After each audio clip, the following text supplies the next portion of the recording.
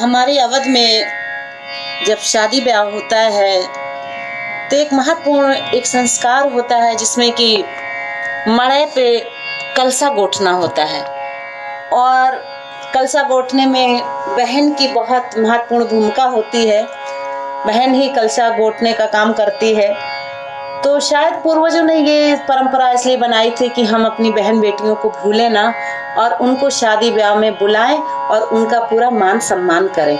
तो कहते हैं कि तालाब कितना भी सुंदर हो, एक तरफ हंस बैठा हो, एक तरफ हंसनी बैठी हो, लेकिन अगर बगुला नहीं है, सफेद बगुला अगर तालाब में नहीं है तो सुंदर नहीं लगेगा।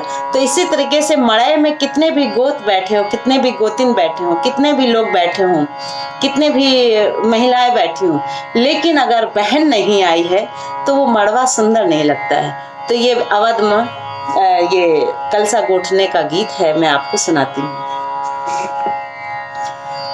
आधे ताने हंसा बैठे, आधे हंसिन बैठे, आधे हंसिन बैठे होए हो तब होना ताले सुहावन तो केरे केवल बीनु हो राम तब होना ताले सुहावन तो केरे केवल बीनु हो।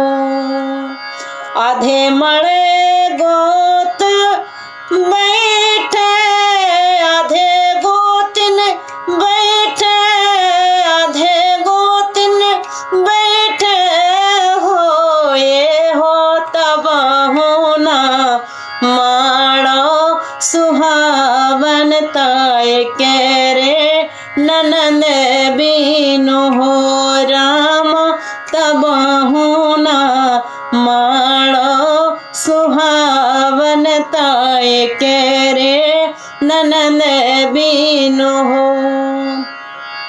आवन ननद गुसाई मड़ौना मोरे बैठो, मड़ौना मोरे बैठो हो ननदो कलसा मोरा गोटा गोसाई मोरी बैठो, गोसाई मोरी बैठो हो राम तुहिन मोरे ठकुराइन तो तुहिन गोसाइन हो राम तुहिन मोरे ठकुराइन तो तुहिन गोसाइन हो।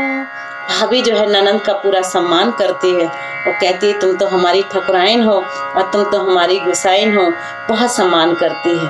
तो ये कलसा गोठने का गीत आप लोग सुनिए, शेयर करिए और हमारे चैनल को सब्सक्राइब भी कर लीजिए।